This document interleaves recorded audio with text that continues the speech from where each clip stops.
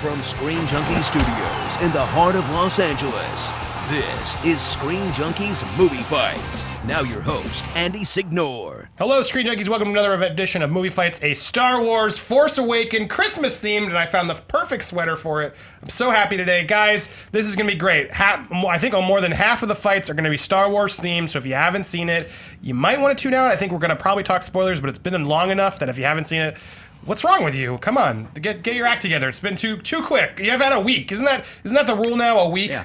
We're allowed to talk spoilers as long as we warn you. A day. No. But anyway, we're going to talk spoilers, Star Wars, a lot of stuff, and then a couple Christmas-themed things. So get excited. To be clear here, we have actually 3 special guests here that we're all here brought for a purpose.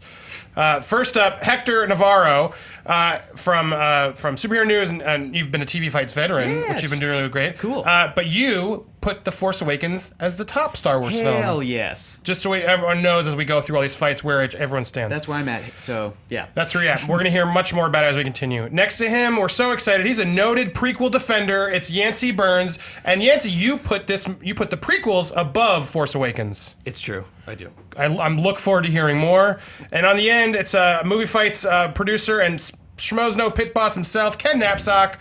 Ken, just so we know where you stand, you have some of the originals above Force Awakens. I do. Great. So that's what we did here. I wanted 3 different people who had different feelings of where this movie ranks so we could really have a proper fight, and that's what we're doing. And you're all movie fight virgins, so I'm very excited. This will be very fun. Right. No advantage here. None of you have actually fought it. You've seen it. You've been on TV fights, so a little bit over Yancy, but this should be a good fight. But I've never fought about movies, so this is the first time. TV, completely different. I totally get it. Speaking of TV, we have her on the couch to do some fact-checking for us. I'm so happy. She crushed it last time she was doing the fact-checking here. I'm so happy. Roxy Striar, host of TV Fights. How you doing, Roxy? I'm doing well. I hope I can crush it again. I am legitimately so excited for this fight right now. I have no idea. This is going to be a crazy one. Yeah, I don't know who's going to come out on top, but I know it's going to get a little bloody. I'm excited. It's always about the arguments, so keep that in mind. People know my feelings in some of the movies. It doesn't matter in this fight. It's all out of my head. I'm taking what you say in, and then we're going to base it based on facts. If I have trouble, Roxy's here to help. 2 judges here, so it's going to be intense. I got you. Before we start, I do have to get some exciting news out to you guys. I want to make sure everyone know. Guys, if you're watching on YouTube, did you know that you could win a year free of Screen Junkies Plus? What? As well as a signed poster from the whole team, t-shirt, maybe some toys that were played with by Kevin Smith and Jason Mewes from our What's in the Box show? What? That's right. We're doing Screen Junkies Plus Giftmas, and if you go right up here, I think the address is on there, sj.plus/giftmas. You can go sign up to be entered in this contest. You have to do it before January 1st. That's when you have, and you'll be in the running to win a free year of Screen Junkies Plus, potentially toys with Kevin Smith that he's actually played with. It's very exciting, so go in there, sign up please, go support us, and hopefully we'll be giving out a few, I think, prizes throughout the time, but that's the way you enter. So please check it out. Make sure you go do sign up and support us. Also, for Christmas themed, we have an extended version of our Screen Junkies Christmas special, which just came out on Thursday. You can see the full one. It's so fun. We had Mark Wahlberg, Will Ferrell, Doug Benson, Max Landis. We did an honest Christmas movie trailer, which you can only see in this version, the extended cut. Jeremy Johns, Belated Media did What If the Christmas Special, Star Wars Christmas Special was good. Dr. Clifford Johnson came back, Flula. It's so fun. Kudos to Dan, the whole team, for pulling that off. It was a monster of a problem, but he did it, and it's so funny. So please tune in on Screen Junkies Plus. You can see the whole extended director's cut of the Screen Junkies special. And we're also going to add all to our members. We just loaded up 25 more honest trailer commentaries. People who have signed up love them. I'm so happy. We basically watch all the old movie trailers, classic honest trailers we've done, and Spencer, Dan, and I all talk about why we did it, what didn't make the cut, what kind of feedback we got from people involved in the movies, etc. Some outtakes. So you'll be able to see 25 more this Christmas. Thank you for watching, and please check them out. And lastly, I know I'm giving a lot of info, but this is really important. We're going to be in New Orleans at Wizard World, January 9th.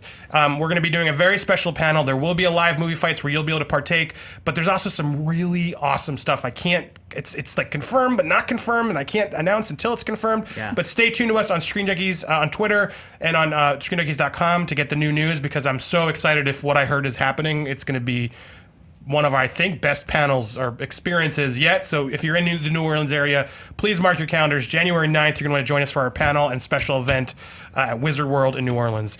Got it all out. Thank you for bearing with me. Important news for the fans. Thank you guys so much for watching. Let's get to this. You guys ready? Oh, yes. All right. So. Let's do it. Now let's do this. This is where we fight. Fight! Fight! Fight! Fight! round one. All right, we kind of already revealed your answers for this one, but let's do it anyway. The question comes, I think, is this, can I see it on the TV there? I can't because I didn't get my tweets. This wasn't from a tweet. Okay, sorry. Where does Force Awakens rank among the other Star Wars movies? Now, we kind of know where you stand, but this is going to be the fight to define it all, and I want to hear where everybody comes from. Hector, we're starting with you. Yeah. All right. Go? Cool. I think this is the best Star Wars movie ever made, simply because of the fact that it's 2015, and this movie has had more pressure on it than any other movie in motion picture history. And not only did it deliver and not suck, but it was like a great movie. It combined the old and the new. You cannot compare the cultural impact that the original Star Wars had, because it was 1977, there was no internet, and there was like 8 movies released that year, compared to what we have today, compared to what we know today. But I think that it captures that same magic that a lot of people felt as kids when they watched the original trilogy. You just have to ask kids that are watching this today for the first time, and I'm sure that their minds were blown. And again, that's an even more impressive feat because it's 2015 and they have an iPad in their pocket and they can just whip it out and watch an amazing cartoon that has incredible special effects and blows away anything that we had in our childhood. It's an emotional film. It's awesome. It brings in new characters and does an even better job with the new characters than it does with the old characters. But the old characters are not just fan service. They are earned moments, and they're emotional, and it is similar to A New Hope in a lot of ways, but I think that what it does is it uses that familiar world, it uses that familiar things that we're used to, and I think that this is an incredible feat as both a sequel and the first of what we know is inevitably going to be a trilogy. So that's what I think. Great, we'll hear more. Yancy, where do you stand? To me it's not even close. The first 6 Star Wars movies, or the Lucas-era Star Wars movies, I guess we got to call them now, are full of conceptual brilliance. Like no one else. People give a lot of flack to Lucas for the dialogue and this stuff, but George Lucas is genuinely a genius when it comes to the conceptual brilliance and the storytelling brilliance. And for me, it's like, Dr. Seuss wrote however many books, and when Dr. Seuss died, there's no more Dr. Seuss books. You can't just write a new Dr. Seuss book. And with George Lucas, as I feared when they initially said he wasn't going to be involved, I was like, well, it's not going to really be Star Wars then. And I do feel like the first one's severely lacking in invention and in new stuff. Every time Lucas did a new Star Wars movie, whether you thought it was perfect or not, he was drawing back a veil on a whole new wing of his sort of imagination. And everything he showed me that was new felt like Star Wars. It felt like the same stuff from the same guy, the same imagination. You can't disconnect that brain from the universe and expect the universe of Star Wars to feel like Star Wars. So, the original movies, the first 6 are very much a political sort of narrative about America and the Vietnam era and becoming an empire and all this stuff. And there's just nothing really in The Force Awakens. It's a fun movie, I'll give you that. I enjoyed it. Saw it twice, but I don't think it's, I think it's pretty lightweight and very, very easy. All right. I love this. 2 completely different sides. Ken, where do you stand? So rank 1, rank 7. I'm going to rank it at 3. I think after seeing it 4 times, which might be my own problem, I rank it higher than Jedi. One of the reasons is I think this was Lawrence Kasdan in his own way coming back to redo Jedi in his own image. There's a lot of things that he wanted to do in Jedi he did in this movie. He was able to do because Sir George was set aside. But for me, it adds to the myths of Star Wars very well. It creates in this modern pop culture era of Game of Thrones kind of digging into theories. This one does a better job of adding to the Star Wars myth. The tone is great, but in the end, it still repeats a lot of the plot of all 3 of the first 3 original trilogy movies, which isn't bad. As a fan, I can get behind that, but I think at the end of the day, when you're going to look at this movie, how it ranks in all of them, it's not going to rank higher than Empire and Star Wars. I don't think Star Wars needs to be ranked, New Hope, I should say, needs to be ranked high just because it got there first, but Lucas did a lot in that, a little more organically with the characters than The Force Awakens, so the characters in The Force Awakens are part of the strength. But I think in the end, when you set yourself back, the rightful place for this movie is at number 3. All right, guys, let's hear it. Why are the other 2 wrong? Okay, great. Between the last 2 versions of what was Star Wars, we had the original trilogy, which was fun and exciting, and then the prequels, which, again, to George's credit, had a lot of new ideas, but it was about trade federation roots and taxation and... Sorry. Between those 2, they absolutely played it safer and went with the original, summer blockbuster template, like movie popcorn thing. And I think that's, again, with those 2 versions, they decided, let's just do a lot of the stuff that A New Hope did, a lot of the stuff that Return did, a lot of stuff that Empire did, while while still, well, I think that they clearly spent the most time on the 3 new characters that they introduced, especially Finn and Rey. And I think that you can see it when you watch the film. So I'm excusing and giving a pass to the stuff that I'm like, yeah, it's solid, because if they had gone the complete opposite and tried to introduce a third entirely new set of ideas or like a new storytelling, whatever, or stuck closer to the prequels, people would cry foul and say that's not Star Wars. It's not Star Wars-y enough. You can't just have Harrison Ford in it. You got to have similar themes. The Star Killer is another Death Star. The guy says it in the movie. He's like, it's another Death Star. And he's like, well, this one's bigger. We're going to blow it up. Yeah, blah, blah, blah, blah. It doesn't matter. It's about the characters and it's about those ideas that they introduce. And I would agree. I would argue that a bunch of the new ideas were also introduced with the Force, new ideas with the Stormtroopers that we've never seen before. We've never seen a Stormtrooper effect before. And we had Finn. We had that in the character Finn, which I love. So I think that this movie does have a lot of original ideas like the prequels did. And I think that they focus on storytelling and emotion, which is J.J. Abrams' thing that he's good at. I want to piggyback on something. I agree with something Yancy's saying. What I do love about the prequels, I'm not one of those people that piles on the prequels as a Star Wars fan, is it was George Lucas, the auteur. It was his vision. And First Order, what is this one? The Force Awakens? Yeah. Sorry. It's easier in the booth when you're out here fighting. The Force Awakens I love it. I've seen it 4 times. I'm going to see it 5. But at the end of the day, a lot of the new Star Wars, including Rebels and Marvel Comics and the new canon books, come off as Star Wars created in a laboratory, as opposed to a one-man's vision. We may disagree with a lot of the vision, but it is still his vision. I think JJ did a great job. That's why I rank it 3. It said the acting was better, and that's where I go back to you, where Lucas's story, I can get behind the political. The Phantom Menace actually has a lot of interesting political intrigue, and it does tie greatly into the other 3 movies. But I think at the end of the day, JJ and Lawrence, who knows a lot about Star Wars because he made Empire and Jedi what it was, they executed it better than George did himself, because he had people like Rick McCallum saying yes, yes, yes, when they should have been saying no, no, no. This is where I disagree. I agree with what you said earlier. The best movies are not made by committee. This Force Awakens movie was clearly made by committee. A bunch of people saying we can't take chances, we can't do that, we can't do anything Lucas did in the prequels because we'll alienate this group that calls themselves the true fans.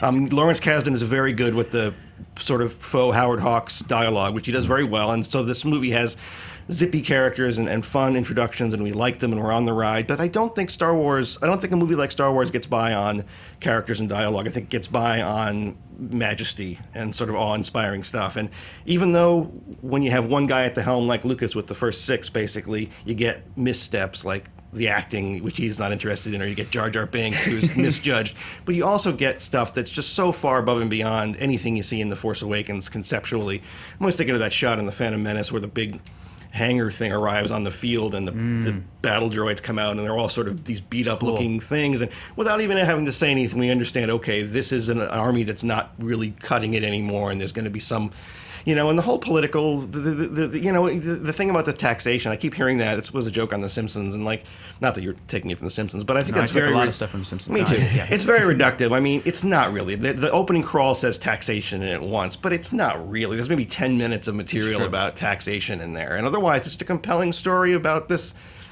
this Jedi. I think it is a compelling story at its core. I just think a lot of it got bogged down in votes and a lot of committee stuff. And what does New Hope? What does Princess Leia say in New Hope or Empire? I'm not a committee. We have action in those movies, and I think The Force Awakens did a better job in prequels in creating some new iconic shots. And I hate using that word, Hal, but there's things in there. The shot of the TIE fighters approaching with the sunset.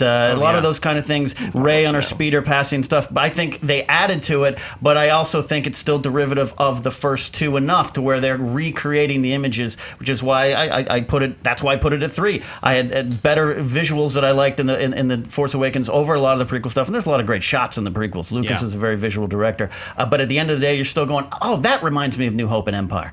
Absolutely. I think that that's a strength, not a weakness, because I think that it lures you in with those little moments, and I think that JJ and the committee had a better vision than the singular vision of George Lucas, which, by the way, he just had story ideas for Empire and Return, as we know, and then he brought in other people. Oh, but he was totally in charge of those movies. I mean, they were more talented than him to write it and direct it and do all the things that we love about what we love about it. I think that the new film did a masterful job of luring you in with those little fan moments, like, it's a piece of junk, pan over to Millennium, let's all clap for the Millennium Falcon, guys, and then we're back in the story, instead of piling everything in at once. And And I think, again, it's unfair to compare this movie by itself to Empire Strikes Back, which, again, is a sequel. It's so interesting because this is a sequel to not only the original 3 films, but like 30 years of history, but it's also a great standalone movie. It's the beginning of a trilogy. And the moments that we're comparing to, it doesn't resonate with me the way that emotionally Empire Strikes Back did. We'll wait for the episode 8. We'll wait for where these characters and the story is going. I think that as an initial entry, it's even stronger and braver and more confident than A New Hope, than what a lot of it did. And again, when you're talking about cultural impact, it's like this movie just came out just this weekend. We got to give it some time. But that's what I'm saying. Sorry, Yancy. That's what I'm saying. We have to see where this movie lies after the adrenaline runs away. And I think you're not far off. You and I were watching it. If we were watching together, we'd be clapping for the Millennium Falcon too. I just think this movie does a great job of setting up 8, and that's the problem to me when I rank it. It does a great job of I'm not going to say reboot, but setting up 8, where I think Empire or New Hope was by itself because they didn't know they're going to get a sequel. Right. And Empire, even though it's a sequel, expanded the universe, I think, in a better way than The Force Awakens. We got some new planets, but we didn't get a lot of stories about it yet. You kind of need to read the novels. And I think that kind of hurts some of Force Awakens for me. Empire, I still say no movie made by committee has ever been better than a movie made by a genuinely interesting artist. When you have a genuinely interesting artist like Lucas, you have to forgive eccentricities. He doesn't like actors. He doesn't like dialogue. Can't do it, because episode 1, even though it's got some great political moments, it also has a racist Asian stereotype, Newt Gunray saying, "Between the Federation." That's still in that movie. I can't watch that movie first anymore. Of all, does anyone actually think George Lucas is a racist? He's not a racist. No, he's basing those on tropes prefer- from the movies from the 30s and 40s that he loves. That's not okay. It is Still, okay. It's still in the movie. No, it's completely not okay, because that's just a political reactionary thing. I think he's not racist. I think he just had no idea. The very fact that the bad guys in the Star Wars trilogy are called the Empire, this just hit me. That's a big thing to be doing in 1978. You're saying this country, America, is becoming an empire. So just the word empire is a bad thing. The bad guys are the empire. We don't want empire and empire. And for you to say, and I you're making a lot of good points, but to say that this new one has any of the shock, not that I was around, I was 4 years old, the shock of A New Hope is ridiculous to me. A New Hope it still feels strange and weird. There's still that sense of when they go into the cantina, instead of it being brightly lit so you can see every makeup design, it's this very dark, grungy thing, and you can't quite, it all feels lived in and real, the whole idea of the beat up universe. That's all directly credit to George Lucas. And yes, Lawrence Kasdan may have written the line, "Luke, I am your father," but George Lucas, that's George Lucas's story point, and he has to get. In some cases, I think that's more important than dialogue. All right, so final thoughts going down again, and I just need to hear one more reason of why yours is why Force Awakens ranks where you have, and I particularly why prequels or I think you both have made good strong arguments of the originals, but I want to hear a little more on the prequels and why, based on what they're saying, why is this better? I think it's easy for us to bypass the new stuff that Force Awakens is doing because we're not kids anymore, because we're seeing this from the eyes of people in our 30s or whatever that grew up with the original. But again, if you go to kids and what they're seeing today, I believe that the New Hope stuff is happening to kids today as they're watching it. Plus, it's giving us the fans wrapping up stories and letting us know where these characters that we love have been for 30 years. I think that it is an incredible shared vision. I think that even though, and again, to point out some of that Marvel comic stuff, some of that stuff is really good. Even though it might feel like some of that's new, like Rebels is freaking awesome. But anyway, to the point, I think that for me, this feels like it's a Star Wars movie for me. I didn't grow up with the original stuff. And for me, I think it's unfair to compare the impact that this is having because we don't have 30 years behind it and we don't have all of that. Or the way that we looked at the original trilogy, we haven't had that time yet with The Force Awakens. I think it was fantastic. Yancy, final thoughts. I just think that the new one is a very, very conservative movie, and I'm surprised how conservative Star Wars fans have turned out being. What they want is exactly the same thing that they had, and it's almost like I don't even know whether they're watching the movie in the same way that you would normally watch a movie. They're seeing what they wanted to see without going much deeper than that in the thought process, which is the exact opposite of the prequels, wherein Lucas, bending over backwards, tells a different story, an unfamiliar story, a story that's really tragedy, and to think that he gets so much hatred for that, and that people want death threats, and it's absurd, and the hatred is so absurd that I think it's like a lot more. It's passionate. It's not sensible. It's insane, I think. And the prequels are better because they are more Star Wars. They're more conceptually brilliant, moment to moment. Ken? First of all, Hector, you say we're not kids anymore. Here's my R2-D2 sippy cup. So we're definitely still good. Look, I am totally on board with George the Auteur creating his vision. I just think by the time he got the Jedi and putting teddy bears with zippers into the movie, he had lost his way. In the prequels, the stories are there. The execution wasn't there. It truly, deeply wasn't there, and we all still hate sand. But I can get behind the stories. But in terms of where The Force Awakens ranks, we have to let the adrenaline die down. I'm in there too. I love it because I'm learning all about my new friend Kylo Ren. I'm learning. I'm excited. It's there. I think it's going to be bolstered by what they do with Episode 8, and that's why I think you have to kind of put it in the right perspective long term behind Empire, which is we all agree is probably the best made, whether or not you like it the most. I know people who like those Ewoks. I don't take that away from them. I think over time, and we are doing this pretty fresh, but over time, Force Awakens will nestle in right comfortably in the middle. A well-done movie for a tough time with a lot of pressure. All right. Nice. Intense, but very fair fight. Good I job, liked it. guys. Star Wars Roxy, fans, we love each any other. cleanup there before we make a ruling? The internet believes that you don't have to be a child to have an R2-D2 sippy cup, so that's nice for you, Ken.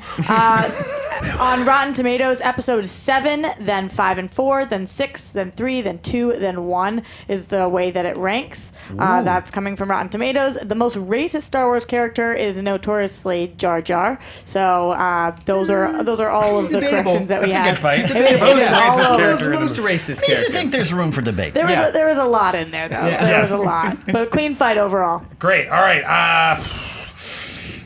I was really listening to all of you and took all my feelings away. Where it came down to me is even you admitted, give it some time. Sure.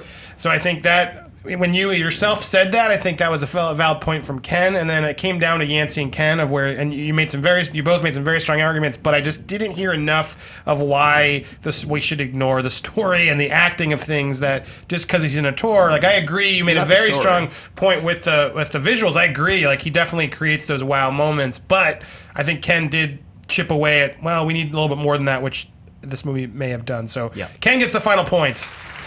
Sensible. That makes sense. Sensible. Great. Hey, I'm going to watch all 7 of these movies again this weekend, all right? It's all right. All right. Moving on. Round 2. This one is a fun one because we're going to stick on Star Wars, guys. Cool. Let's get negative, shall we? Okay. What's the worst part of The Force Awakens? And this comes from Taylor Swift. Taylor Swift, 1986 on Twitter. Taylor Smith. Taylor Swift is on my Taylor brain. Swift watching I love movies? Taylor Swift. I love 1989. Still listen to it. Yeah. So Baby, we got bad. This is Taylor Smith, 1986. Sorry, I'm a huge fan of that album. I'll admit it. Some people hate the prequels. I love Taylor Swift. I'm a fan of Bryan Adams' cover of the whole album. It's really good. It's Yeah. Anyway, enough of that. What's the worst part of The Force Awakens? And this time we're starting with you, Yancy.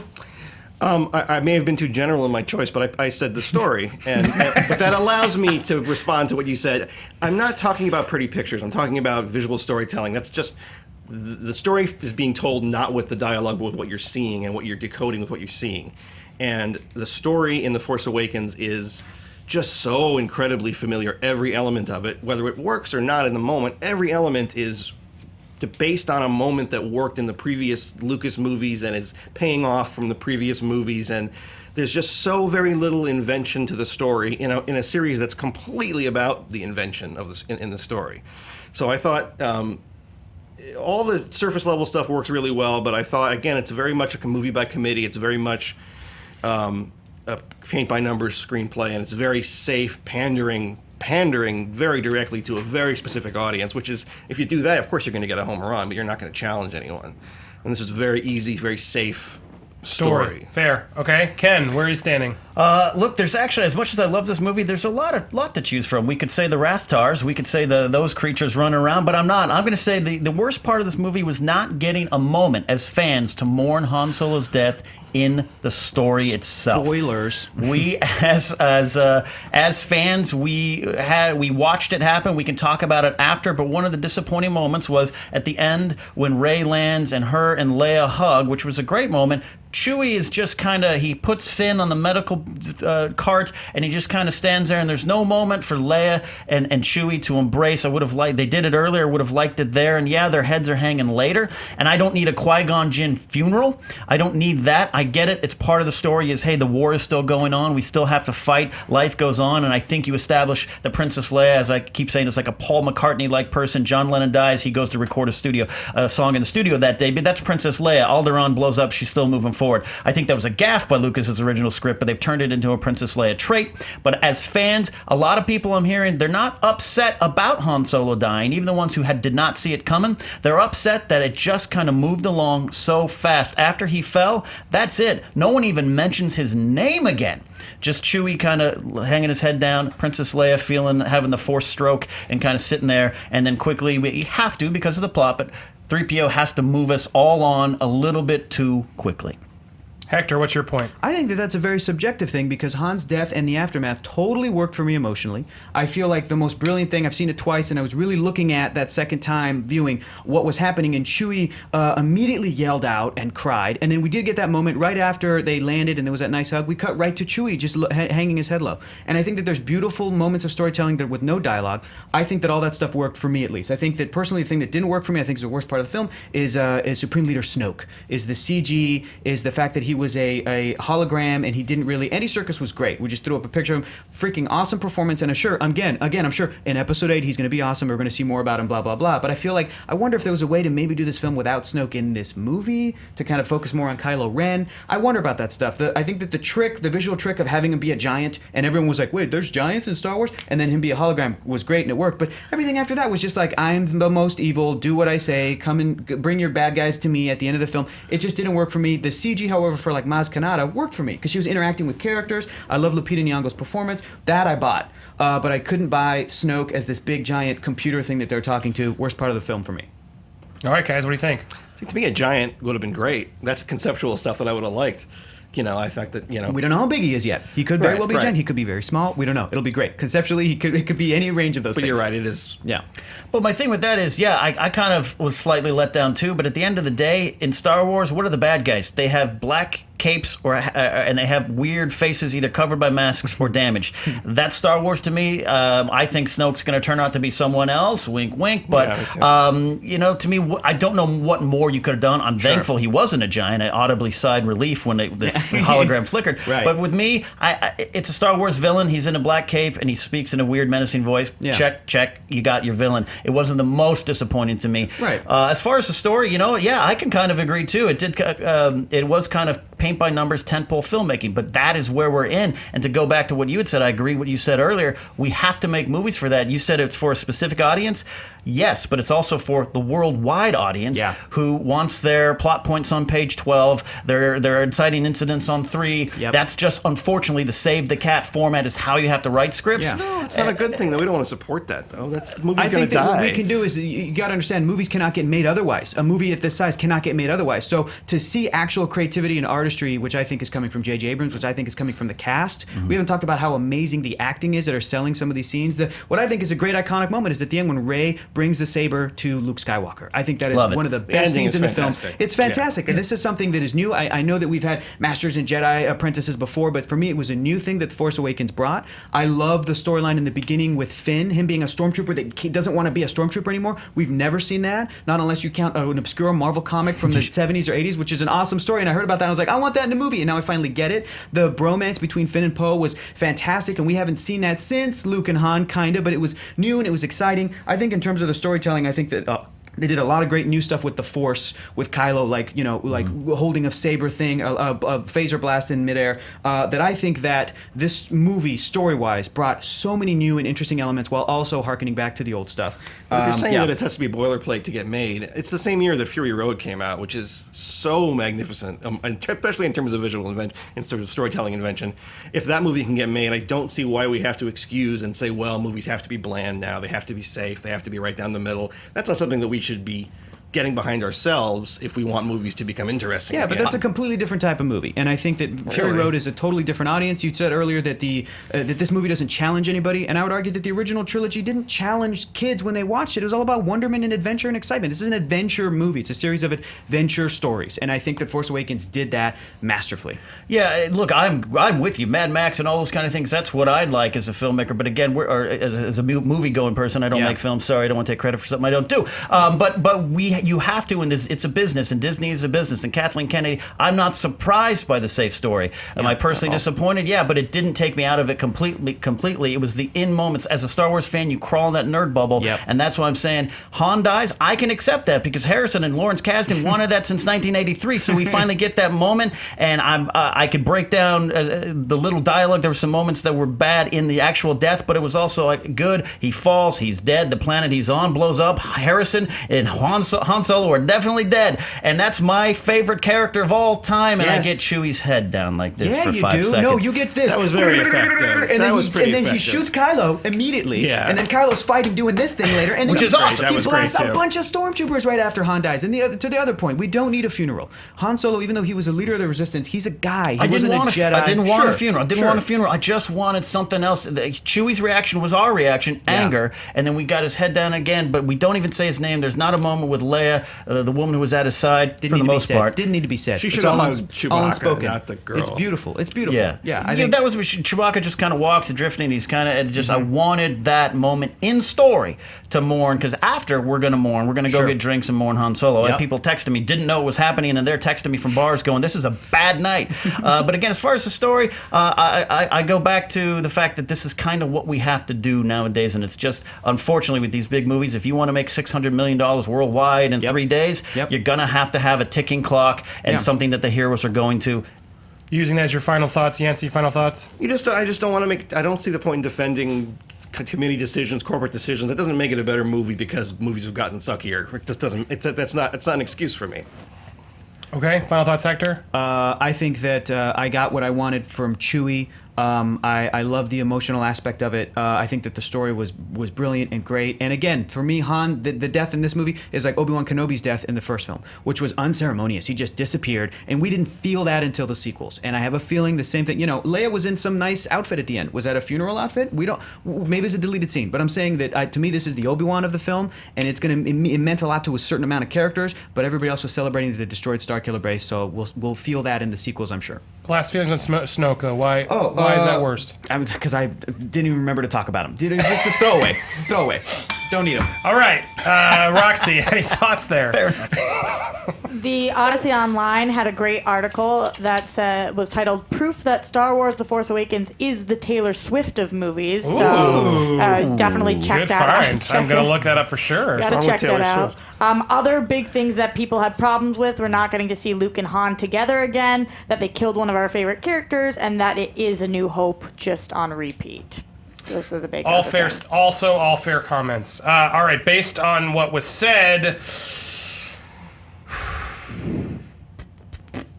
I think Hector's going to get the point. Great. Because I think at the end you sort of proved it. We don't really know, and even you said it's check. We got a villain. Great. Yep. And I think Hector did a good job of bringing back to you the story points of why that works, and also the Han moment where and shot all this. Like there was some of it, and he's right. He makes a valid point. We didn't need a funeral, so then it's confusing. How much more did you really need? I don't disagree with you, but I think based on what you said there and your final jokey thing, which was true at the end, who was Snoke and why? What the hell is it? And great, I guess we'll find out. But kind of a disappointment in it. Hector gets the point. To be fair, I ugly cried when Chewie hanged his How head about the down. shot when he gets him in the face too? Oh, that was nice. The last moment of love "You're that. my son. You killed I me. I love don't that. care, but I'm here for you." Like that was pretty intense. No dialogue. I really like Sorry, this scene I on touched the your bridge. fish. That's okay. But that was a great moment too. Yeah. But still, even though you didn't say that, you said enough. Round 3. All right, now let's be positive. We just were negative. Who was the best character in The Force Awakens for round 3? And this comes from Patar Ramajak. I hope I said that right. I apologize if I didn't. Best new character in Force Awakens. Who are we picking? And this time we're starting with you, Ken.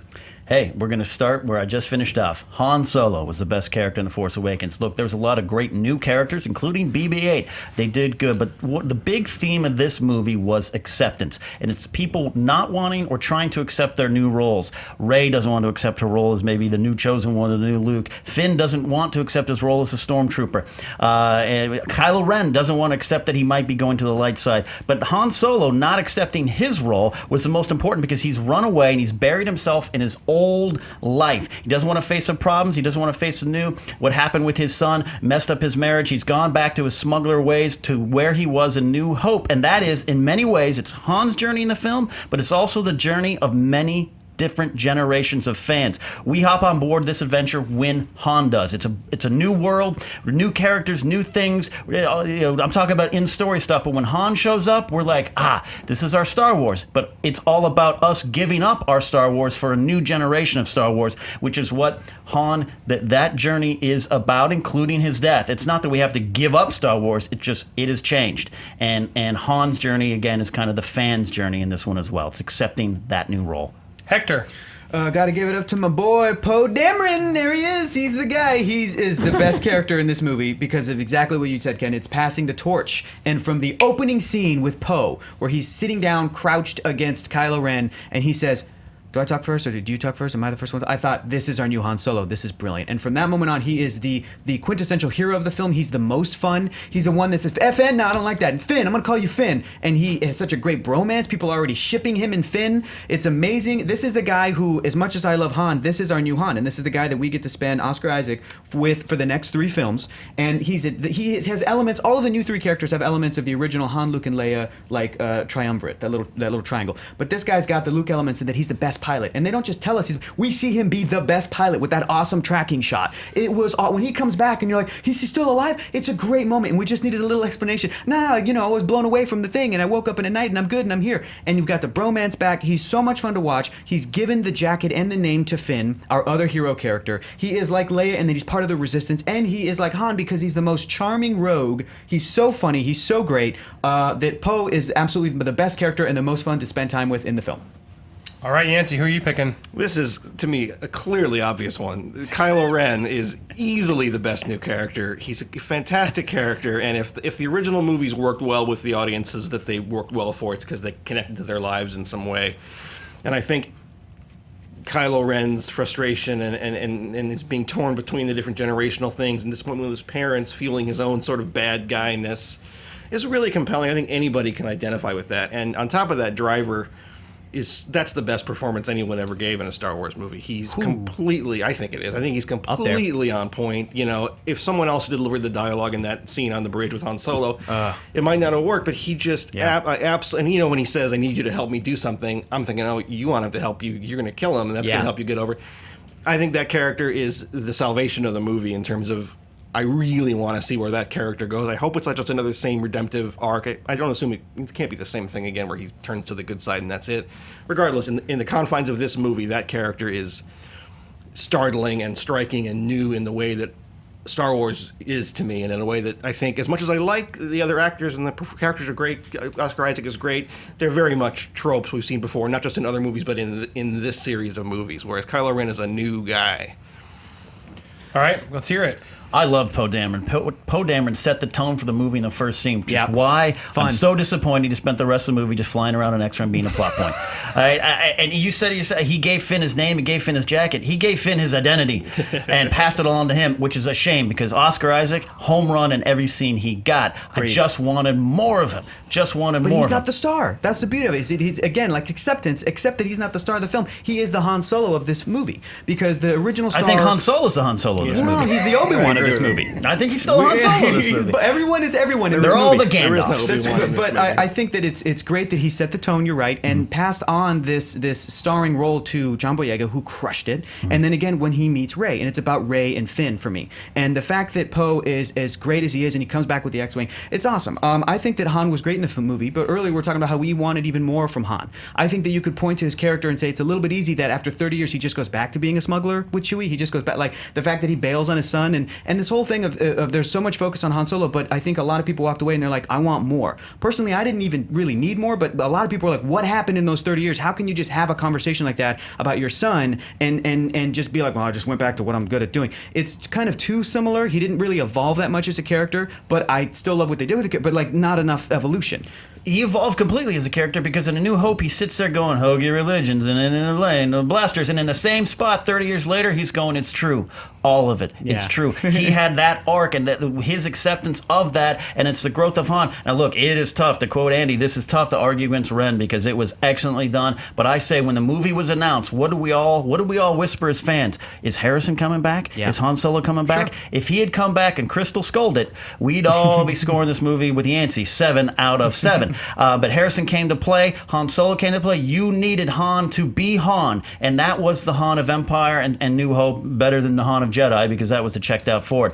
But I think that's why it's key. Ren, though, great. Driver was great. It's hard to pick things in your arguments, but I'm doing the positivity argument back to you that Ren was great, but Han brought the weight to the storyline in that scene. I think a lot of people are Han Solo fans more than they are Star Wars fans. I think that explains a lot. It's probably true about the reaction to this movie. Who doesn't love Harrison Ford? I love Harrison Ford. I love Han Solo, but yeah, I think that, again, with that character, you're saying that to me is not a character arc. Of course he believes it. He saw it happen 30 years ago. Sure. Nothing seems to have happened since then. And I don't even really know what it was when Kylo Ren says, he's a bad father figure. He'll disappoint you like he disappointed me. What did he do exactly? I don't even know what he did. He's just sort of... Right.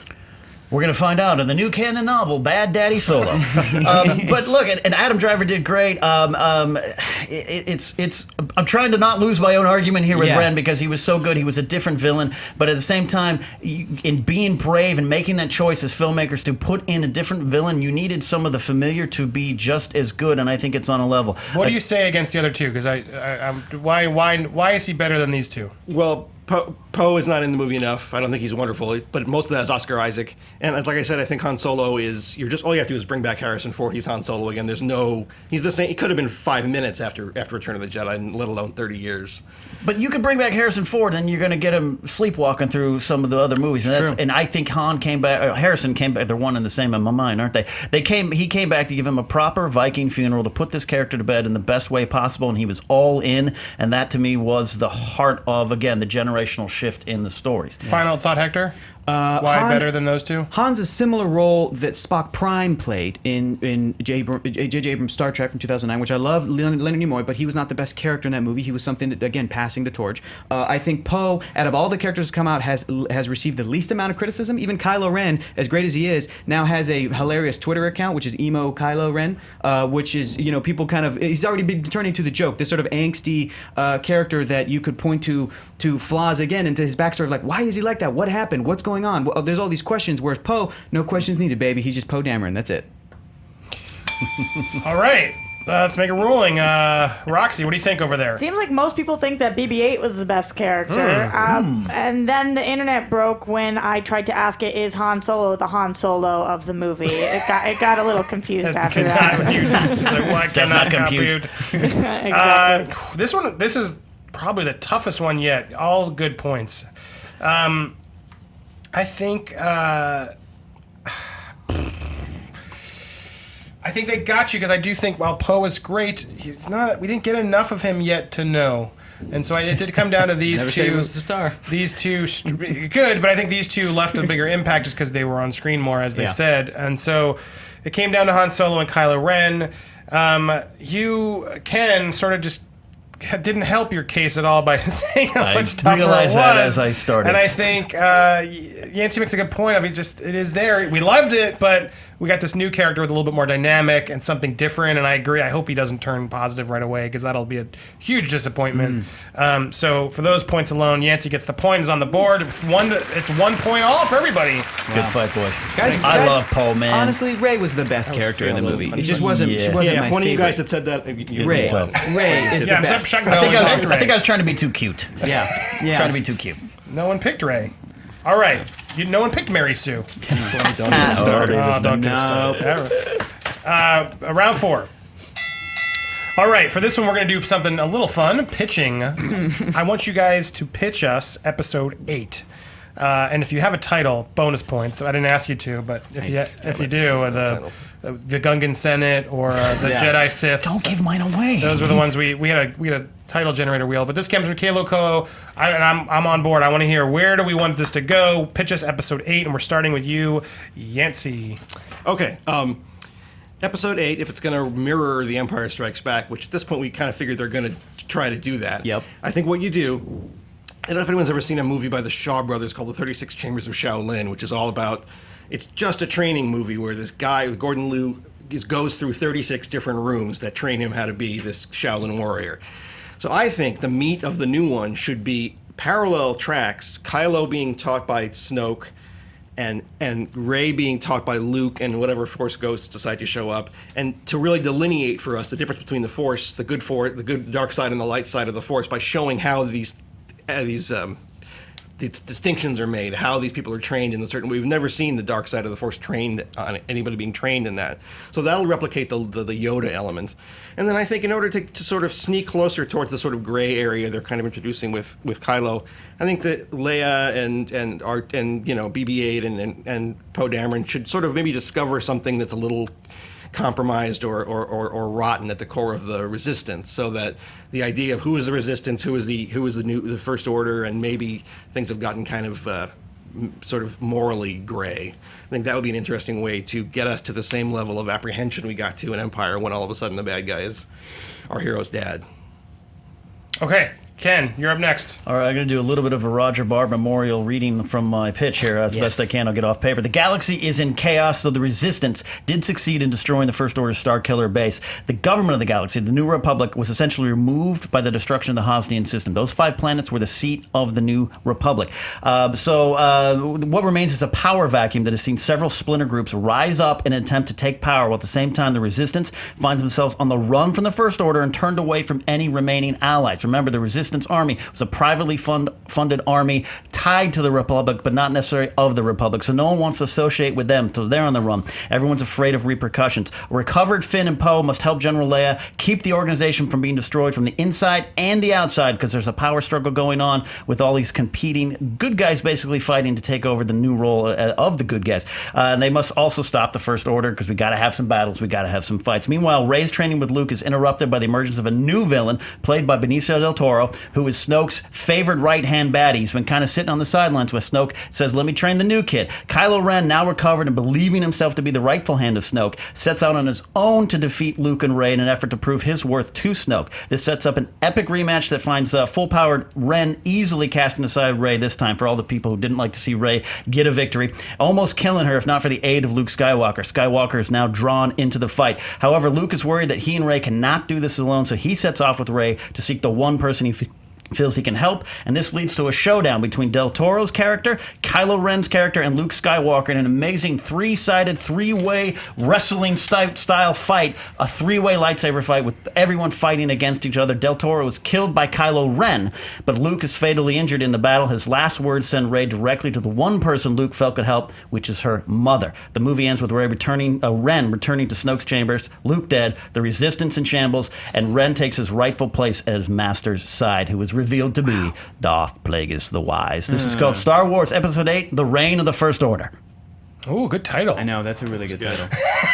He had me with the mother, and I was like, oh. By the way, I wrote this 10 years ago in my room. Wait, who was the mother? Did you tell us, or that you kept it a surprise? Kept it vague. It's Leia. Wait, that wouldn't make any sense. All right, it's got to be a new character. Reign of the... Brainstorm a title while we're thinking, but Reign of the First Order. Reign of the First Order. Oh my gosh.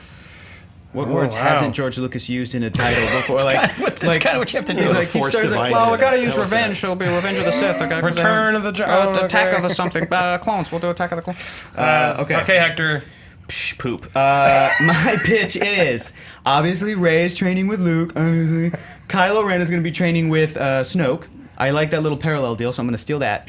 But, guys, Han died, and the Resistance needs some help. Lando, let's bring back Billy D. That's all I'm saying. Let's bring back Billy D. He's going to be that similar, familiar element, coming back and reconnecting with Leia Organa and doing the stuff that he's been doing since Return of the Jedi. I want to introduce a new female character that maybe becomes part of the Resistance because Rey is off training. So we've got Finn, who wakes up, and he starts being a part of the Resistance with his knowledge of being a stormtrooper and everything like that. He's now coming into his own as a hero. Poe is just a solid hero dude. He's taken taking him under his wing. They're buddy-buddy. It's all good. New female character gets introduced. Finn maybe starts to have a little thing with her because, I got to agree with people saying that Finn and Rey didn't have the best chemistry. I kind of agree with that. So let's introduce a new female element that maybe Finn can have a little stormtrooper crush on her. Only because I eventually want Poe to end up being the Han Solo to Rey's kind of Leia. Like maybe they can have a thing later, like in the third one. But in this film, at one point, Finn gets captured because of his knowledge of being a part of the Resistance, gets captured by the First Order, which is extremely powerful because they basically destroyed the government of the galaxy.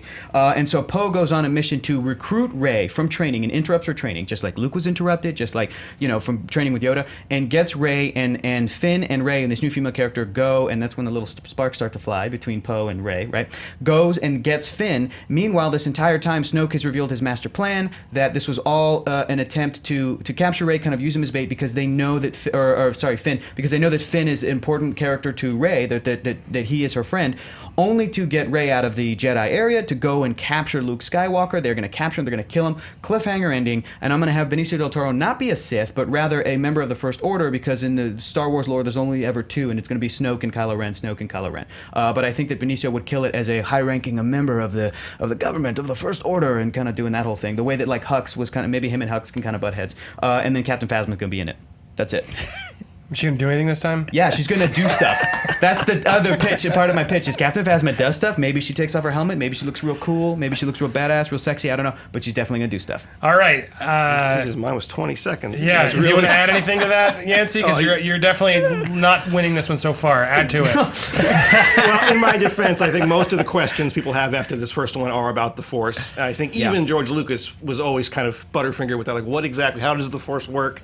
If they want to get me back on board, which they don't care about me, but if they want to get me back on board, they might. Sure, I would they like do. to see them actually delineate for me how the Force on the works. Committee, somebody on the committee will want to get you back, or at least one That's person. the funniest line in the movie is the Force doesn't work like that. Yeah. Well, then show us how it works. No, keep it vague. You got to keep it vague. Nobody wants answers to the Force. I want to know what. We got answers to the Force in your favorite movies. It's a science project. That's an answer. That's right. We can't do that. We can't go back to that. And as much as I love Creed and Rocky, Star Wars is not a training montage movie, which I think is we hindered if we just spent. Debatable. Best part. I think the best part is no, I am your father. And Lando being like, "What's up, baby girl?" I'm sorry. Yeah. Look, this is great. I actually really Yancy stuff is really smart. That is a smart pitch, but I'm going to take that, put that in the first act of my movie. Thanks. There you go. I'm going to take. You know what? Finn does need a girlfriend. I'm going to name her Alara Laserflash, and she's going to be part of the one fighting the Resistance. And Lando's one of my all-time favorite characters. Sorry, I'm doing the Harloff point. Bring him back. I absolutely want him back, but he's good for about one or two lines. Have you seen him lately? Let's be realistic. Exactly. He's not going to do much in this movie. I want to see for the first time ever a three-way dance. Good side, bad, we saw that in even Phantom. better. Yeah, but there's 2-on-1. He's talking about. Yeah, I'm talking about a three-way dance. Third Three element. guys fighting, and the fact that I want Ren. He is still trying to. He's not going to the light. He wants to go deeper into the dark side, and instead of the master having an apprentice, but we don't know if they're Sith. I'm going to assume they are, but we don't know yet. The Knights of Ren are unaffiliated at this point, which is just Ren. I don't know where Snoke is. That's what I want to see. I want to see something completely different in this. Making a ruling, Roxy. Sorry, it was loud. I'm actually currently on Ken's computer, so to check what he did 10 years ago in his room, yes, he was currently writing a draft. I can read it to you guys at a later time. Just don't look at the pictures. Don't dig any deeper. Don't dig any deeper. That's it. Billy D is a little busy right now because he's shooting a short called Never Cool. Don't even know what that is. He's and not I busy. tweeted out wondering what people wanted the 8th episode to be called. We got Revenge of the Spoilers was my favorite one. Could really do some good stuff Dumb. there. That's dumb. It's not a real title. Good joke, guys. I think it's great.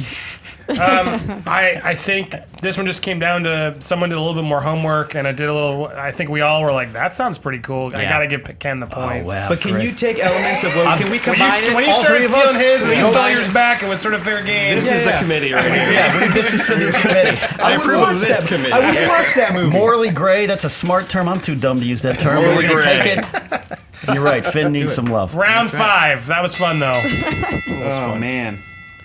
Is it spoiling if you're starting to get, that guy was this guy? Like, that's what's so disappointing about movies these days. Is now if it happens to be true, you just spoiled the movie for us. Right. Retroactively, people are going to blame me. But have you guys heard who the old guy is at the beginning? Who Max von Sydow is playing? Lorsan Tekka. I don't know. There's a new rumor is it a spoiler? Is it a spoiler? What is it? Who is it? Turn up, mute your computers. Does everyone want to know? I kind of want to know. I want to know. Mute it. They're saying it's Boba Fett. No way. No way. Well, there had been No some way. rumors going into the movie that was, and Why that's why would we it be Boba we all saw the Mandalorian.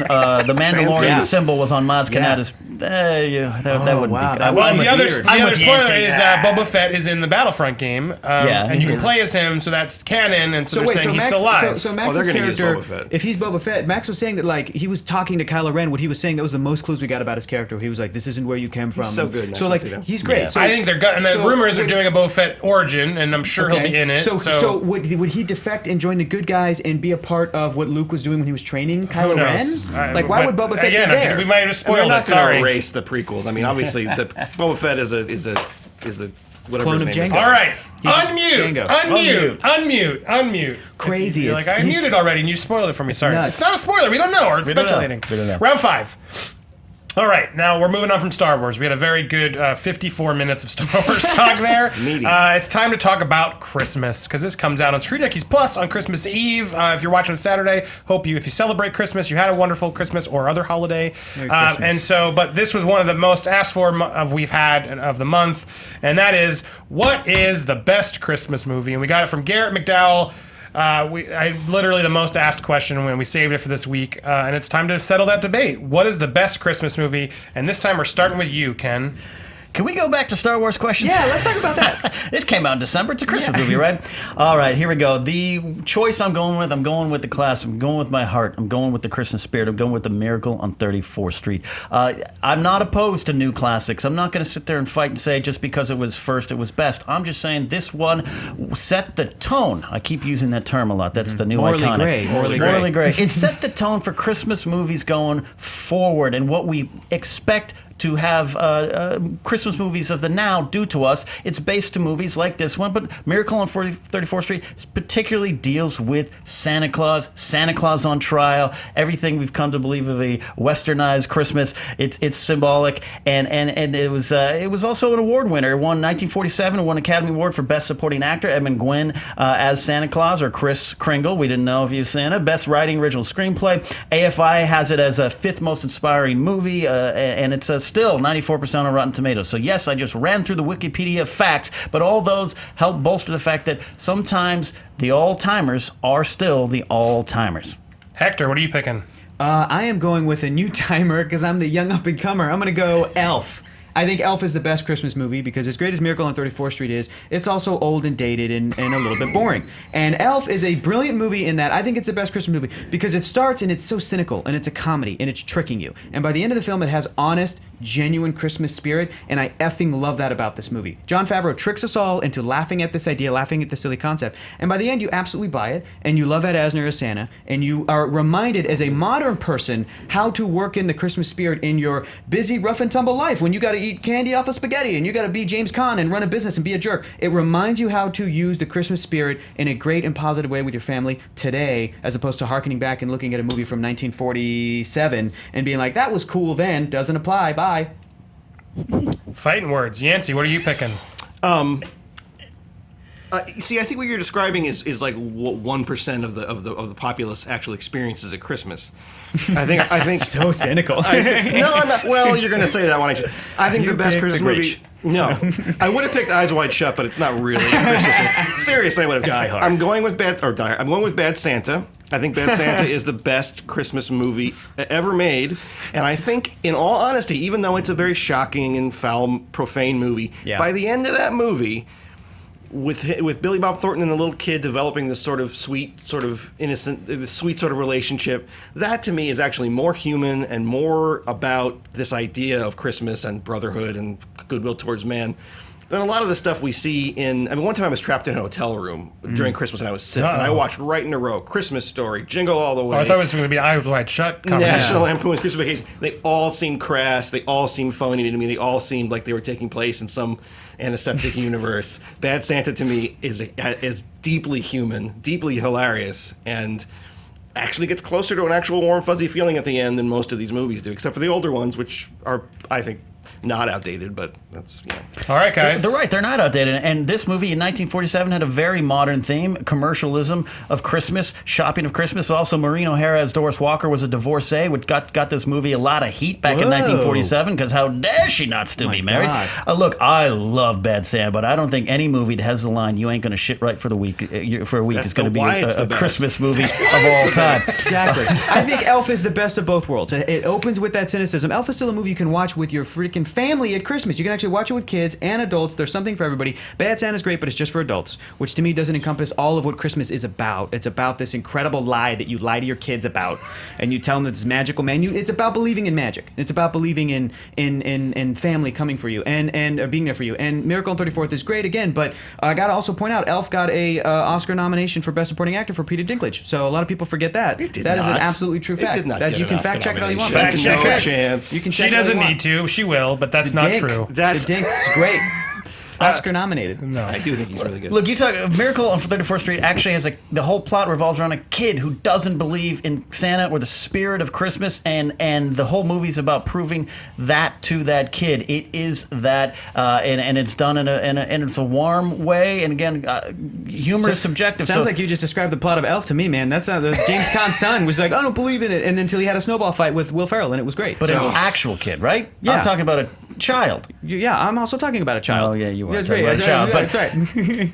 Elf is well, great. mine doesn't have Zooey Deschanel singing. I so know it's blonde Zooey Deschanel, and it was Zooey Deschanel before. Apparently, she annoyed everybody, I so love everybody Zooey still Deschanel. everybody Actually, still no, I forgives think her in she's Elf. great. All right, New Girl's I'm not all right. We're gonna go with Thank that. you. All right. Thank you. I think that This is yes man. This Zoe. is about Kylo Ren, right? Yeah. No. Okay. I think that I think it's phony. I think the Elf wants to have it both ways. It wants to laugh at it, and then it wants to be sticky sweet And it at the has them end. both. But And you it has can't them have both. them both. Absolutely Some ideas you can. are Bad Santa is about a cynical guy. Elf is more of a cynical product itself. And again, I say Disagree. I think people in America these days, myself, I'm a Jewish guy for Christ's sake. Happy Hanukkah. Happy Hanukkah. But I love Christmas, and Yeah. it's the secular American Christmas I love. And for me, that's they're putting lights up. Okay, it's this idea of goodwill towards men. Oh, it is kind of nice. Oh, I do kind of like this feeling. Oh, I'm going to warm up for a few weeks, and it's going to be nice, and then it'll go back to being January and whatever. So for me, Bad Santa is it's the perennial for me. Again, it's a great movie, but Yeah.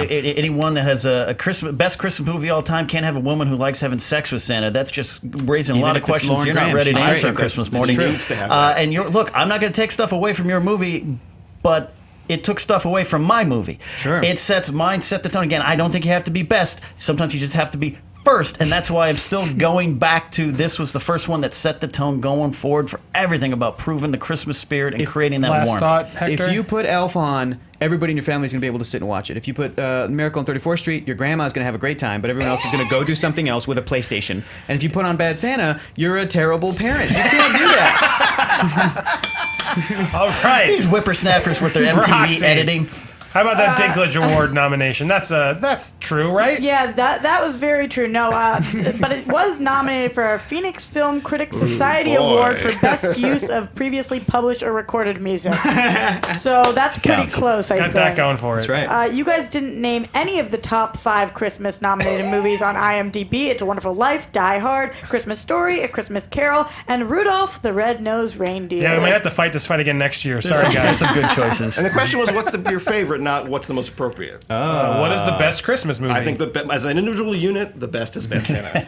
I think best universally for everyone on Earth. All That's right. not the question. Yeah. All right, best Christmas movie. I do enjoy Bad Santa, but I do think it is odd to have a movie about if you won't sit right for a week. You ain't gonna shit right for a shit week. right for a week. Which isn't great. It's tough to sum up and have the holiday spirit. I do think it came down to Hector and Ken. Buddy the Elf, what's your favorite color? I still answer the That phone last like line, that. I mean, yes, set the tone, but if it's on cable, more people are probably going to watch Elf. I think you did sold me on the magic more, and you sort of stuck on the history. I didn't think I would pick it, but I got to go Hector with Elf. All right.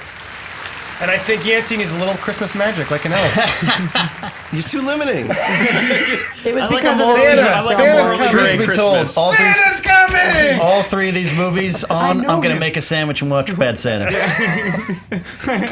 I recently watched it. It's slow going in the start, but it does get better as it's great. going. Yeah. It's a great movie. Round 6. I'm excited they're doing part 2, right? They are. They just announced part 2. It's going to be bland. No? Mark Water, who did Mean Girls, is doing it. It's going to be one of those sequels you don't want to remember. But the kid's back. The kid is back. As the kid who played the kid is back. So I appreciate they didn't recast the kid. Yeah, no, it's good. What a find, that kid. Round 6. It's the holidays, guys, at a time when we spend time with our families.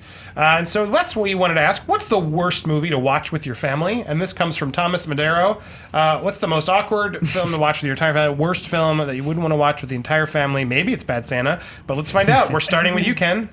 All right. I stuck with a holiday theme because you said it was at the holidays. So I could have chose Debbie Loves Dallas or Does Dallas, but I'm going with Love Actually, which I recently admitted on the SJU is one of my favorite movies. But here's why you shouldn't watch it with your family over the holidays. It's got a lot of roadblocks that are going to make it very awkward and very uncomfortable. There is nudity. Martin Freeman and Joanna Page's storyline. Do you really want to watch sex acts in the same room as your grandmother? Do you want your mom knowing that you know those sex positions? No, that is very awkward. There's infidelity. The Alan Rickman, Emma Thompson storyline about a man cheating on his wife with his hot German secretary. Well, your aunt and uncle sitting in the room right there, they had the same thing happen to them a year ago. That's why Uncle Bob was living in a hotel for 11 months. You don't want to be in the room where that's going on. Colin Firth also gets cheated on too, and then he goes out to country to write a novel. Your cousin wants to write a novel. You don't want him believing that you can write a novel like every other Yahoo with a half-baked idea and a sweater jacket. Liam Neeson's wife dies, and so did your brother's wife 2 years ago, and Claudia Schiffer isn't going to show up to make him feel any better, so no Christmas gift you bought him will stop his tears. And then Liam Neeson's son gets obsessed over a girl and learns the drums in a vain attempt to impress her before chasing her to the airport. Your sister's 12-year-old son is going to see this and start believing in love, which is a crime number 1, and you don't want to have to bail him out of airport jail. And then the last one, there's a lot of other things, but the last one is the worst. Hugh Grant dances by himself in the movie, and your family is there, and they're going to learn that you really, really, really like that scene. Love Actually, the worst to watch with your family. That sounds horrible. I think we must have seen different movies. That sounds so bad. All right, Yancy, you're up next. All right, I'm not winning any fans with my honesty here. I can tell. But we love it. Just sort of okay. I hope so. I'm being honest here, and in the spirit of there's a lot of conservative opinions going around. Not politically, but in terms of like what Christmas is and what you're supposed to do. So in the spirit of being a little more liberal and changing things and hopefully a better future, I'm going to say the worst movie to watch with your family is one of the most overrated generational movie, National Lampoon's Christmas Vacation, which is a very crass movie. It again tries to be cynical and crass and then sweet at the end. But most importantly, I think people like that movie not because they actually like the movie. They like the time they spend with their family watching the movie. I think there's a lot of stuff, I think, Goonies and a lot of movies that my generation loves are into this sort of, it's not about the movie, it's about the experience we had watching the movie. Let's have a new experience. Let's not watch Christmas Vacation again. It's got the worst Christmas theme song. The opening credit is the worst song in any movie ever by a huge stretch. Worse than Paul McCartney's? Spies Like Us? No, that's bad. That's fine. Compared to that Christmas Vacation. Do not watch Christmas Vacation again. You've seen it. You've seen it. It's not that funny. It's not. You're lowering our standards, America, across the board by lionizing these lukewarm 80s product movies. All right, Hector, what are you picking? I didn't understand the question correctly, but my answer is so bad that it's a great movie, but holy God, I would much rather watch any of those two movies. I picked Requiem for a Dream. I wouldn't want to watch this with my family. I feel like I don't even have to argue at this point. It's pretty obvious why you shouldn't want to watch Requiem for a Dream with your family. I'd rather watch a little kid fall in love and Liam Neeson, and I'd rather watch Chevy Chase and try to light up a Christmas tree, even if there's awkward and it's crappy and not genuine. This movie, at one point, everyone's yelling at Jennifer Connelly ass to ass. I'm not gonna. It's my kind of Christmas. Jeez Louise, I can't. This is just. It's an incredibly powerful movie I've seen once and I never want to watch again. It was so well acted and so great, but I don't want to spend 2 hours plus with Jared Leto destroying his life watching that with my family. I clearly didn't understand the question correctly. Well, the question is, it's the holidays. What's the worst movie to watch with your family? You didn't have to pick a Christmas movie, so technically they're all three allowed. Oh my gosh. Yeah, all right. Do you guys think Sorry. Christmas Vacation harder to watch than Requiem for a Dream with your family? There's not just one family out there. Everybody's got their own family. It's different. You got a family full of Neanderthals or disgusting people. They might love to watch Requiem for a Dream. Kids, for get 2 in here. hours. We're watching Requiem for a Dream. All families are not the same. Pause And it, the pause spirit it. of this is to say all families are not the same. Let's not watch Yeah, the that's true. white bread Chevy Chase. It's enough. Like Christmas. Our definition is so narrow here of what is acceptable. Eyes wide shut. The question was with your family, right? With my family, I would much rather watch Love Actually and Christmas Vacation. I don't want to. With my family has a mother and a sister and a father. I really don't want to watch Requiem for a Dream with any of those 3 people. That would be a horrifying experience. To not look, sexual positions is one thing, but that scene was cute as hell. That Martin Freeman scene. It's not with your grandma watching it, going, "What are they doing with their bits?" Like, I don't want to watch that with my family. My grandma's super Mexican. I would have to watch it with subtitles, and then she'd really know what was going on watching Requiem for. No way am I doing that. That would be the worst thing.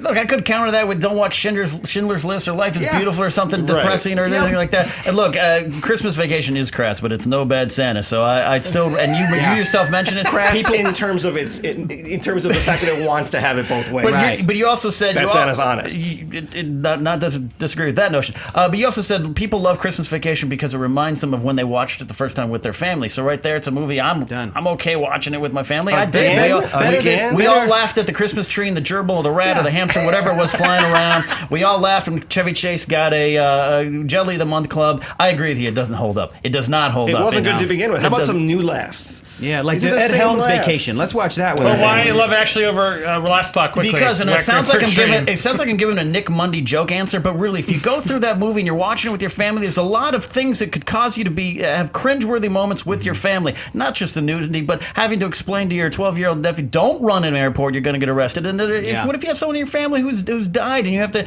It's uncomfortable if you're watching the group. By myself when I'm lonely, which is where I'll be on Christmas. Compared to Requiem, though. Because I think you got the question wrong, or I got it wrong, and this is like fighting apples to guns. This is. Listen, I wouldn't guns want to are watch better that at by killing people. myself with anyone. Christmas, where no one's going to gather around to watch that.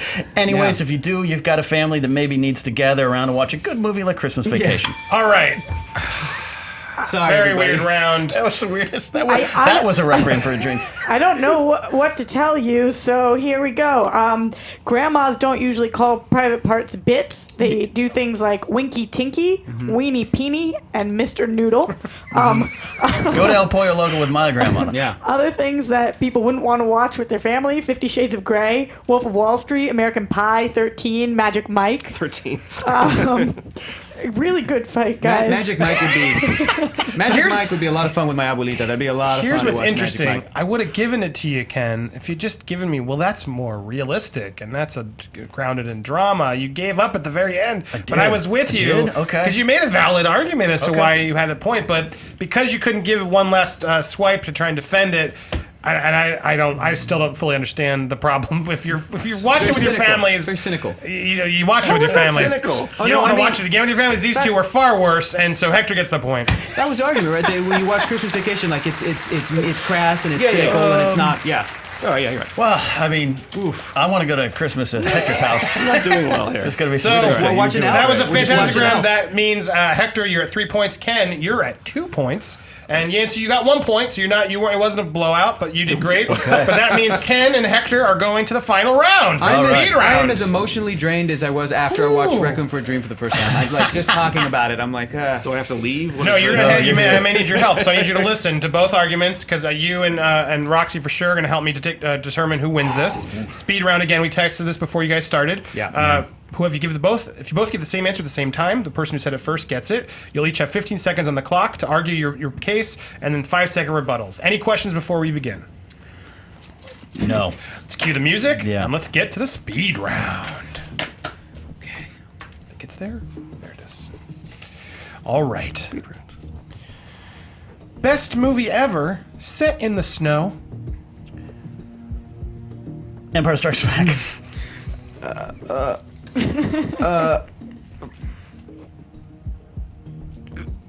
Need an answer. Elf. All right, we got Elf and we got Empire. Oh my god.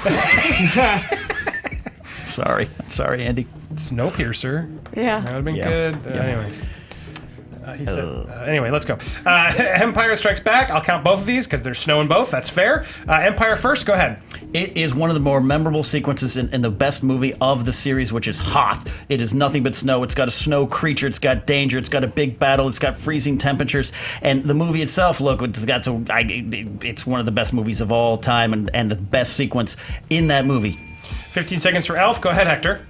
Empire's just Dagobah, dude. There's more than just snow, but Elf is straight just snow. You're in the beautiful city of New York the entire time when it's wintertime, when it's Christmas, and Ed Asner gets his sleigh stuck in the snow in Central Park at the end, and the whole time you're like, oh man, I wish I was in snow, but I'm glad I'm not because it's cold the whole time, not just for the opening part. 5-second rebuttal, Ken. I don't want to watch Ed Asner rolling around in the snow. I want to watch Luke getting out of a wampa. I want to watch Tauntauns. I want to watch a battle.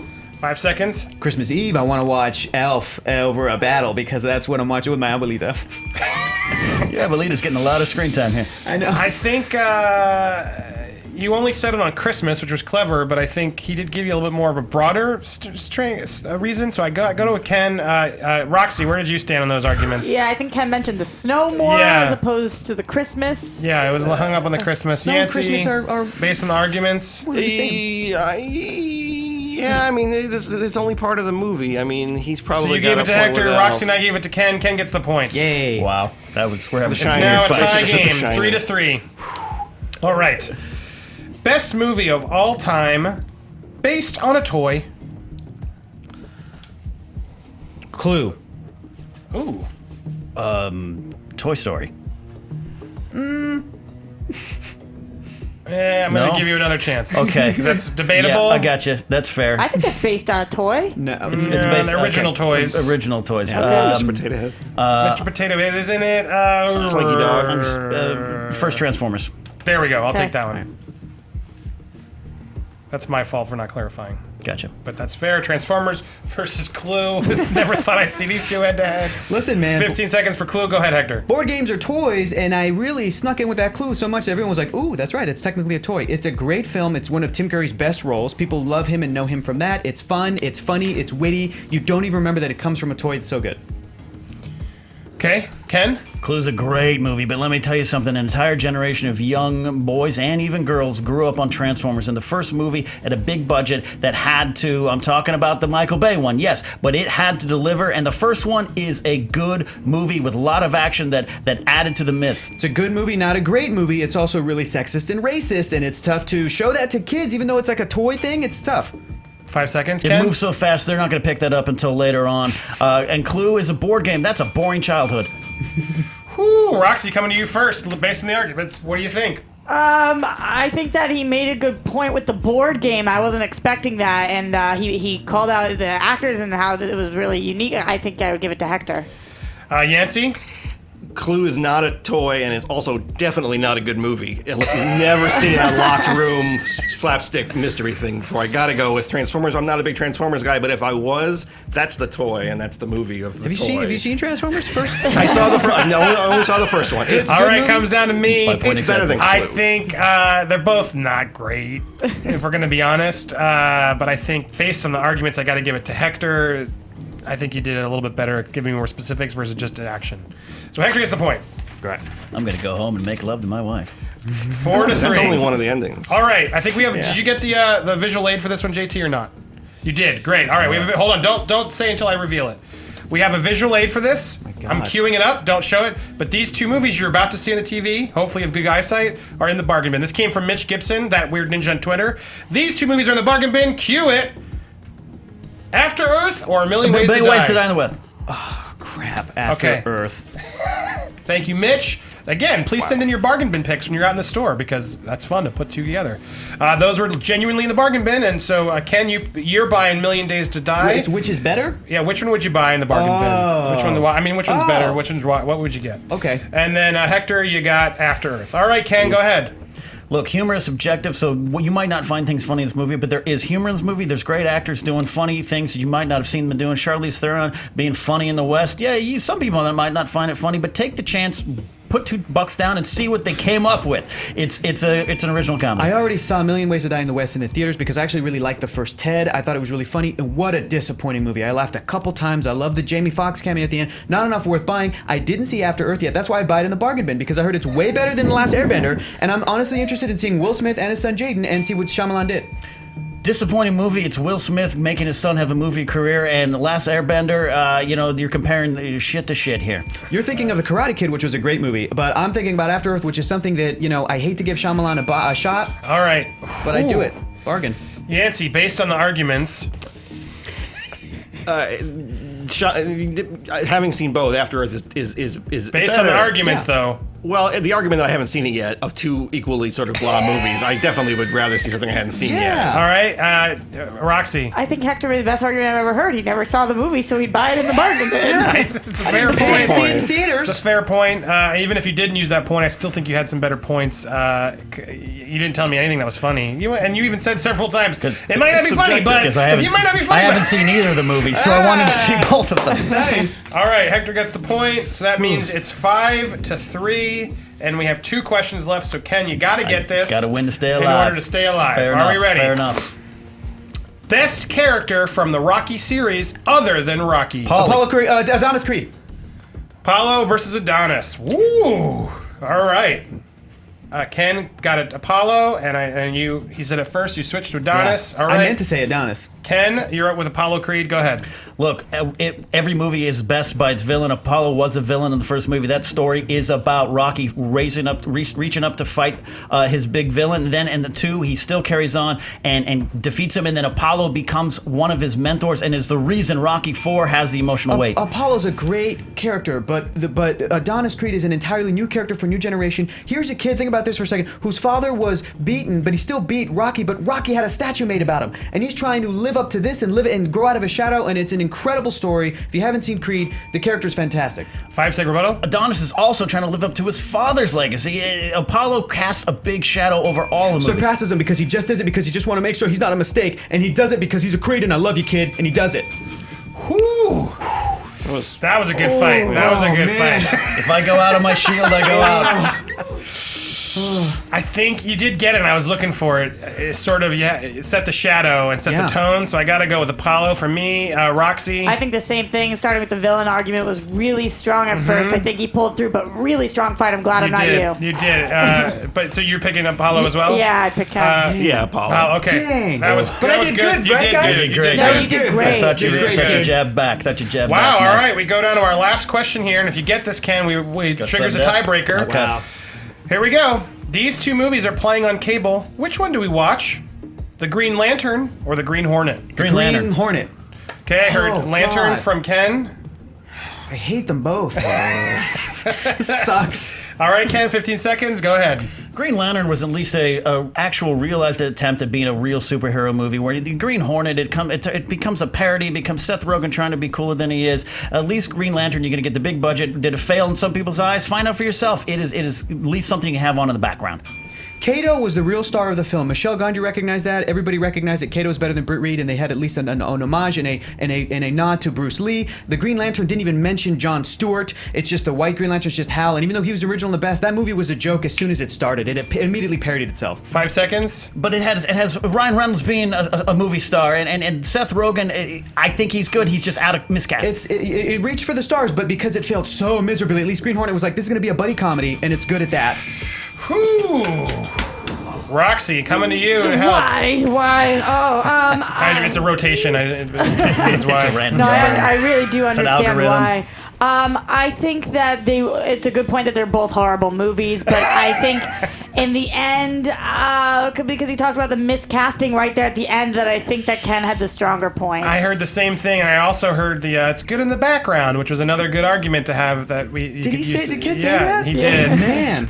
So out of those 2 reasons, and I think he said some other stuff. You were close, Yancy. I tell you, if your choice is the Green Lantern or the Green Hornet, just go for a walk. Read a book. That said, I think the 5 minutes on Oa is fairly effective in Green Lantern, so I'd go with Green Lantern. All right, Ken, you just prompted a tiebreaker. Oh, Wow. tension, That was buddy. awesome. All right, so we're tied for a tiebreaker here. This is the final one. Tiebreaker winner of this takes all. Best movie directed by Ron Howard. Splash.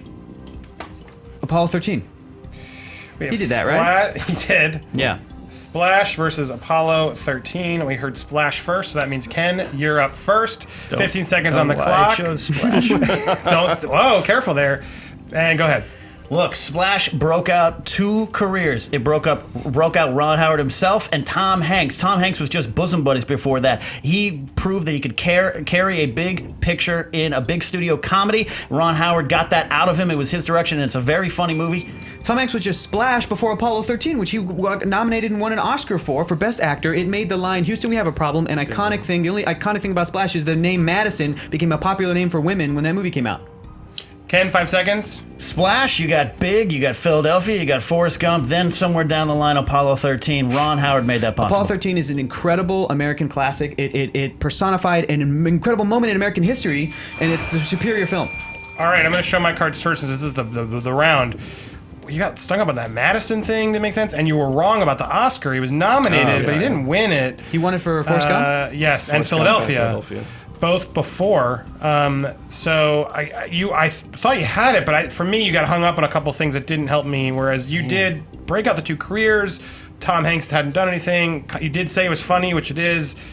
Based on the arguments, I'm going Ken. Roxy. Wow. I have to agree because I think that Ken set himself up for failure by choosing Splash over Apollo 13, but then he made stronger points, even though he didn't think he could fight it with the breakout careers, which really stood out to me. Yancy? I cannot abide anyone choosing Splash over Apollo. It's based on the arguments. Even based on the arguments. It's got to be objective. 13. Roxy and I were. Classic American moment. And Ken, that means you get the point and the win. Wow. So good. So good. Hector that was intense. A damn good fighter. And Yancy, you were very funny and insightful. And I actually don't dislike the prequels as much as other Star Wars fans. You and I could have a good conversation. Good. Wow, that was a fun one. Thank you all. I think that, and it's very civil compared to the last round. That was a civil one? Oh, yeah. Let's see how that's worked for other people in the comment section there. Much more civil. We calmed it down after the comments of last week, which I still thought was a fun show. It's a very fun show. Thank you guys so much for watching. Don't forget, we have... go to SJ.plus/giftmas for your chance to win a free year of Screen Junkies Plus, as well as potentially gifts that Kevin Smith played with, signed posters by the whole crew, etc. Lots of fun stuff we want to give away to the holiday. All you do is give us your email and stuff to get submitted in this new contest. Also, extended version of the Screen Junkies Christmas specials now on Screen Junkies Plus with Will Ferrell, Mark Wahlberg, so many people, Doug Benson, Jeremy Johns, yada da da da. So I can go on and on. You'll want to check that out. And New Orleans Wizard World, January 9th with huge news. Please follow us on Twitter and on ScreenJunkies.com to get all the insight. If you're in the New Orleans area, you're going to want to join us. We're going to have a couple things I really think you're going to be very excited about. Yep. And lastly, we just dumped 25 more honest trailer commentaries, as I told you, so please go see it. I want to thank my guests so much from Superhero News and TV Fights. Hector Navarro, very close. Awesome. This was so much fun. Thanks, guys. Please come back. Cool. Yancy, I appreciate it. I think you'll get a lot of love, not just hate. You think so? We've noticed a lot of people hate us for hating on the prequels. Yeah. So it's not a hate thing. It's a movie. You can't outright movie. hate the prequels. You can't. But we put a call out to try and find people to stay. It was hard. No one ever wanted to be anonymous about it. They didn't want to publicly admit they didn't like the Star Wars as much. So kudos. I respect everything you said. Thank you for coming. Very good stuff. And then Ken Napzok. My ticket for parking? Yes, you'll get validated.